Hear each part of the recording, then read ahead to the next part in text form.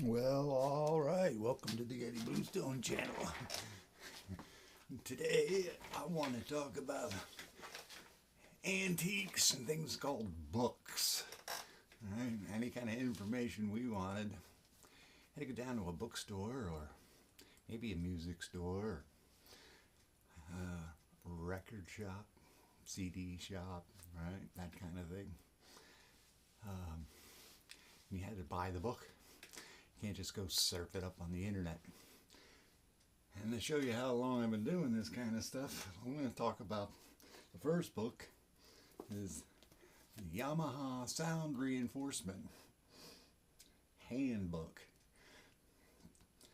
This is everything you need to know about audio, like unbelievable. It used to only be available to union members, and that's how I got it when I worked for Mask.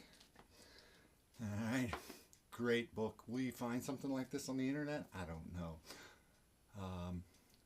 But I did see them in Barnes & Noble's bookstore. If they're still there, I have no idea. I haven't been to a Barnes & Noble in a long time. But I want to show you books. I got more. If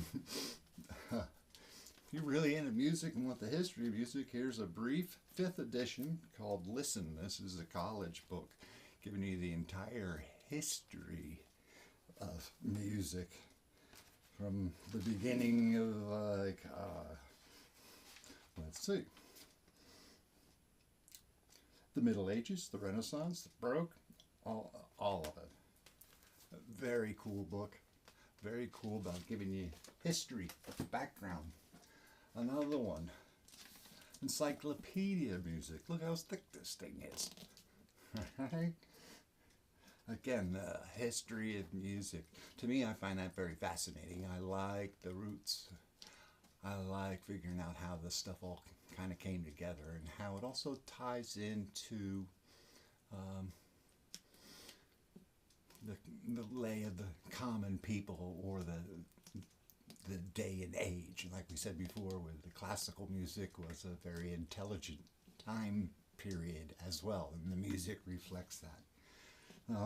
Just wanted to show you some of the stuff that I would go down to the store and get. Then others are reference books for guitar. All right, this guy Tony Bacon. Now, the very first guitar book was Wheeler, Tom Wheeler, The American Guitar. Awesome book that went through all kinds of things and also gave you good details on Gibson, Fender, and that sort of thing. Well, here, Tony Bacon, 50 Years of the Les Paul, great reference books. So you know what to look for in the vintage stuff and what they did and how they built them, the different models. Tony Bacon. Rob Lawrence put out 2 books. Let's see.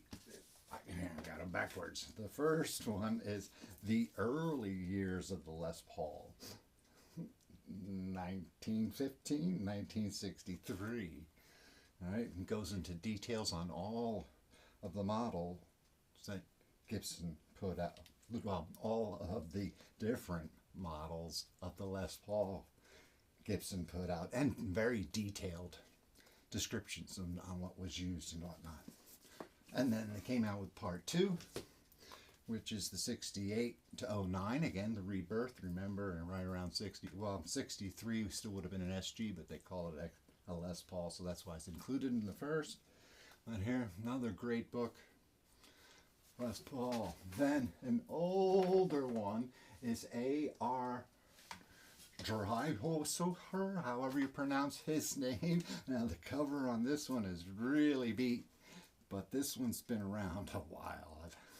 You can see I've used it heavily. The Gibson Electrics. This gives every model of guitar Gibson made.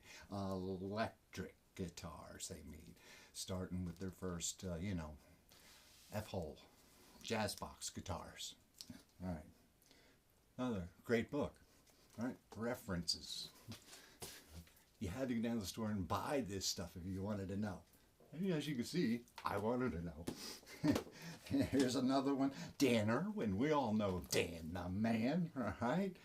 Well, he used to write columns in Guitar Player, little repairs and some tip stuff, and they compiled it all together here in this book, The Complete Repair Guide. And I have a few other different ones upstairs on wiring and things like that, but I just wanted to show you this. It's another great reference if you want to get into repair and setup. It gives you very good on like doing almost everything. Finishes, nuts, electronics, understanding electronics. Right? Great book, Guitar Player, Repair Guide. And then two more books that are must-have for your Fender guys. Same guy, Drysior, something like that his name is. He did the Fender Telecaster, which gives great details on vintage tellies, how to spot them, what to look for, little tooling marks, that kind of thing. All right, and then, of course, my favorite, the Fender Stratocaster. Now these, I think, were done in '88, something like that. I believe that's the last model covered is '88, '82. Yeah. Yep, '88 when they did the vintage reissues and signature series were the new thing in '88. I'm not sure if they came out with one to take us up to 2024. I don't think so. But I just wanted to share with you young guys that it's all about getting the books when we grew up. Right? Peace, brothers. We'll see you next one.